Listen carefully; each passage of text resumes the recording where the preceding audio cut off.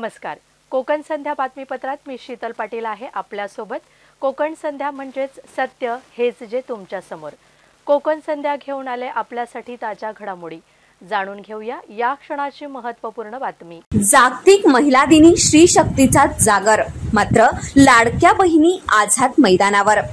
लाडकी बहीण योजनेचं आमिष दाखवून फसवणूक केल्याप्रकरणी सरकारच्या विरोधात अखिल भारतीय मानवाधिकार आयोगाच्या महाराष्ट्र राज्य प्रदेशाध्यक्षा विनीता वरफे या जागतिक महिला दिनी अर्थात 8 मार्चला आझाद मैदानावर काही महिलांना सोबत घेऊन धरणे आंदोलन करत होत्या. राज्यातील महिलांच्या आर्थिक स्वातंत्र्यासाठी विधानसभा निवडणुकीच्या पार्श्वभूमीवर सरकारने आमिष दाखवलं होतं. राज्यातील 21 ते 65 वयोगटातील सरसकट 2 कोटी महिलांना अपात्र न पाहताच 1500 रुपये देण्यास शासनाने सुरुवातही केली होती. मात्र पात्रता अपात्रतेचा नवा खेळ त्याच निमित्ताने सुरू केला. बहुमत मिळाल्यानंतर 4500 लाडक्या बहिणींची भाऊबीज कायमची बंद करणार असल्याच्या बातम्या सर्वत्र प्रसिद्ध झाल्या. सरकारने सरसकट सर्व बहिणींना लाडकी बहीण योजना लागू करावी यासाठी सरकारच्या विरोधात हे आंदोलन सुरू करण्यात आलं.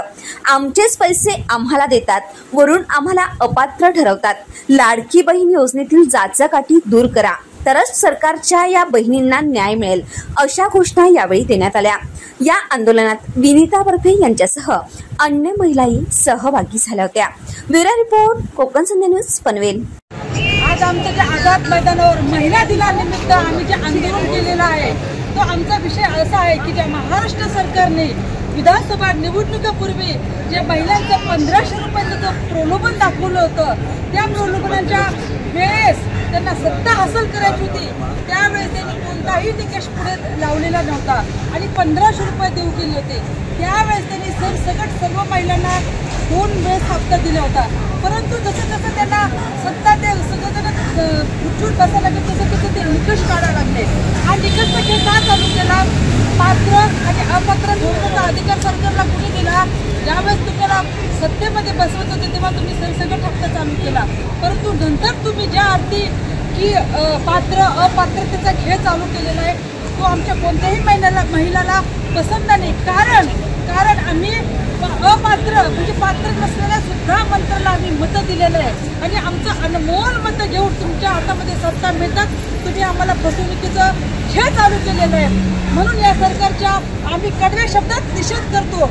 दुसरी गोष्ट येणाऱ्या 10 तारखेला अजितदादाला आम्हाला विनंती आहे की येणाऱ्या 10 तारखेला जो तुम्ही अर्थसंकल्प मांडणार आहे त्यामध्ये लाडक्या बहिणी योजनेचे एक तर पैसे वाढवून द्या किंवा लाडकी बहीण योजना बंद करा. कारण की आम्ही तुमच्याकडे पैसे मागायला आलेलो नव्हतो.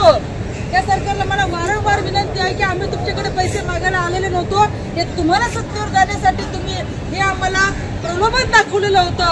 एक तर योजनेमध्ये वाढ करा, कारण की तुम्ही इकडे योजनेमध्ये वाढ करून इकडं भस्मासूर सारखी तुम्ही महागाई वाढवलेली आहे. मुलांच्या शाळेमधली फी वाढवलेली आहे. सामान्य माणसाने कसं आयुष्य जगायचं? 1500 रुपयामध्ये घर चालतं का? तर अजिबात चालत नाही. मला एक नम्र विनंती आहे, एक तर तुम्ही 10 तारखेच्या अर्थसंकल्पामध्ये एक तर त्याच्यामध्ये 2500 रुपये करा आणि सरसकट सर्व महिलांना तुम्ही ही योजना लागू करा.